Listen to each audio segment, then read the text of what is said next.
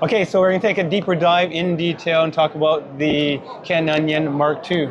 So Ken, walk us through this beautiful creation. Well, one of the things that we wanted to improve upon, of course, was access to the speed control. Yep. Because the first one we did, you had to like flip this thing upside down and dial it in how you wanted it and all that. You could do it with your finger, but a lot of folks couldn't. I mean, I'm getting older. Sometimes you're hitting the trigger and you're trying to figure out where it is. So it was always just up under here. Well, the main thing with the dial too, because we use, and I think I've told you this before, we use the existing Ken Onion work sharp in all of our locations doing sharpening. Right? I love it. And one of the feedbacks we get from the staff that use it all the time is it does become cumbersome for the dial because you're not quite sure at what speed you're at, right? It's a bit subjective and it's a little bit quirky. But when I saw the improvements here, game changer. Well, yeah, this is really cool. It's got 7 speeds. Yeah.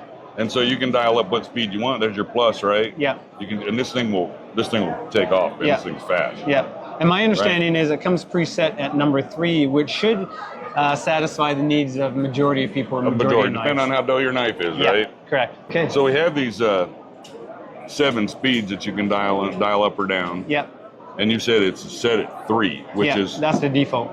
That's pretty much the sweet spot for most knives. Yeah. You can pull the trigger on this thing and use it manually. Yeah. But if you pull the trigger and you push this button up here on top, it locks it in place. Yeah. And now this is I like this too here for most people that are just starting out.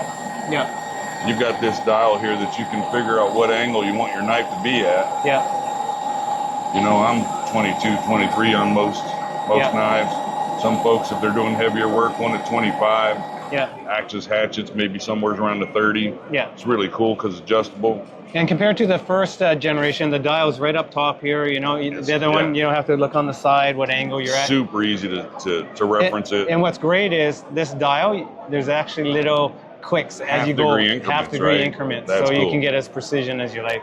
Huge improvement. Then they continued with this because it's such a good idea to be able to guide your blade through. Yeah, absolutely.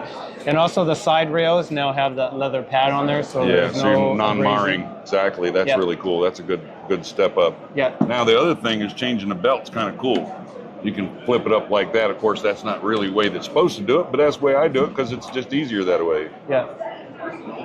And it's the same belts as the Generation 1. Exactly. So you can pull the belt off this way. Yeah. Put it back on. Yeah. Then they've got this little lever here. You just hit that. Belt tension, right back up.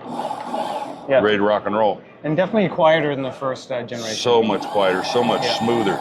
Yeah. And what I really like is this thing's much more stable. Yep. I mean, it's not going to walk around or anything. Yeah. So that's really good. The beauty of this attachment, of course, is being able to pull off this top head.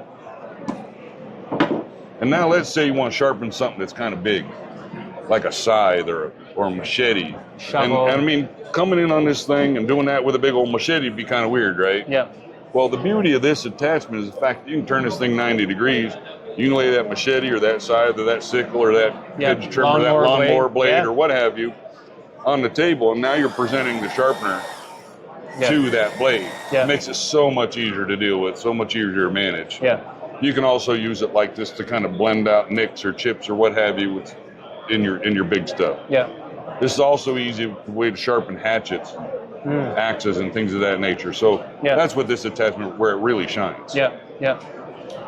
But I think for the knife enthusiast, the real game changer is the blade grinding attachment, correct? Exactly. Let's move this over here and talk about this, because this is what we use in our shops with blade grinding attachment. Just gives you greater versatility and flexibility in terms of sharpening all types of different knives. This was something I was really excited about. We're doing convex edges. Why we do convex edges? Because convex edges reduce. So imagine this is your sharp tip. On a flat side grind, you end up with these shoulders right here on your primary grind and or your secondary grind. And the problem is you create a drag coefficient on them sharp corners. Yep. And by using more of an apple seed or convex type sharpening, you smooth that out. Yeah. And now you have less drag coefficient while you're cutting things. It also adds more support to the cutting edge, so it's less likely to go dull. It can take a little more abuse, and overall the edge will last longer. Because that's always a debate we talked about before, even with the first generation, right? Some customers want or are used to that flat grind, so to speak, versus that apple seed grind. And we always explain to them it's a question of trade-off, right? It may not feel as sharp, but you get better durability out of the edge. Exactly. Now, I'm a big fan of the flat sharp. Yeah. I'm also a big fan of the convex.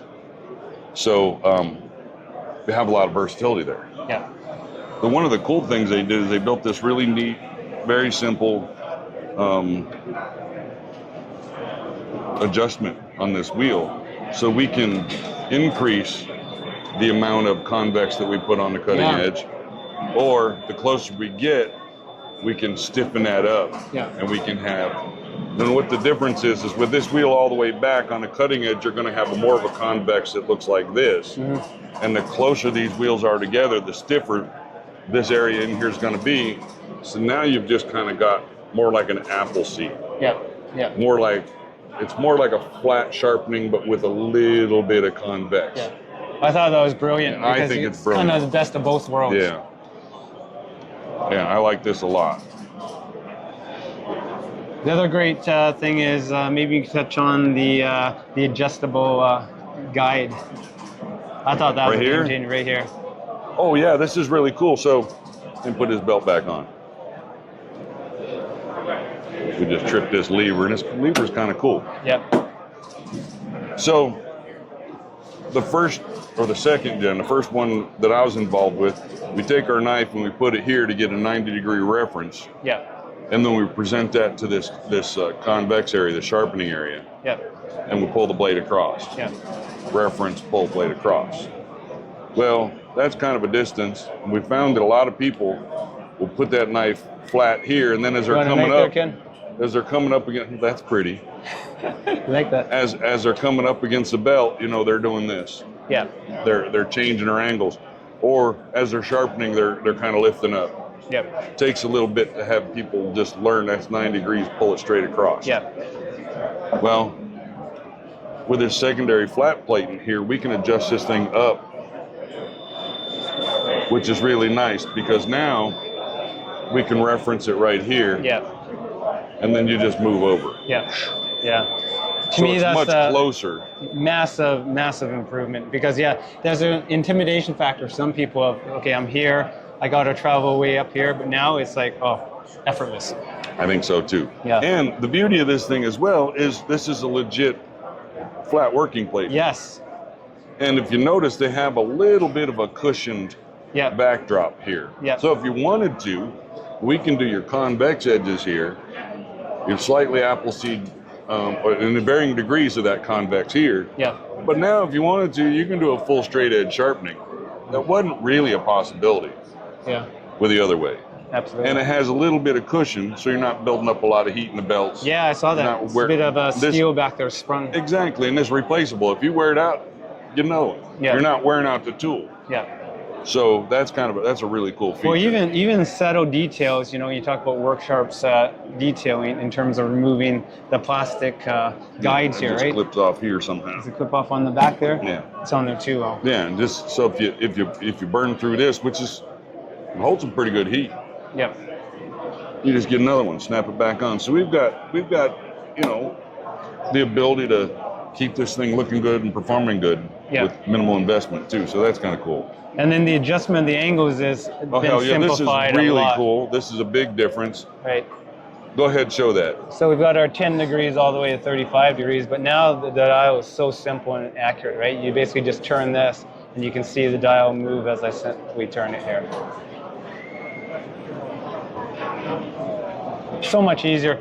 Overall, just the experience of the user experience of sharpening a knife is simplified so much, right? And it takes some of the fear factor out too, because this is obviously quite far away from the belt, so it's not as intimidating as before. It's more intuitive. Yeah, and that's what it's all about when it comes down to it. I always tell people, right, sharpeners overall, whether used to maintain your knives or sharpen knife, if it's not easy to use, you're not going to use it, right? It's like what my dentist told me many years ago. The best toothbrush for your kids is the one that motivates them to do it, right? Exactly. If it's too hard to do it, they're not going to do it.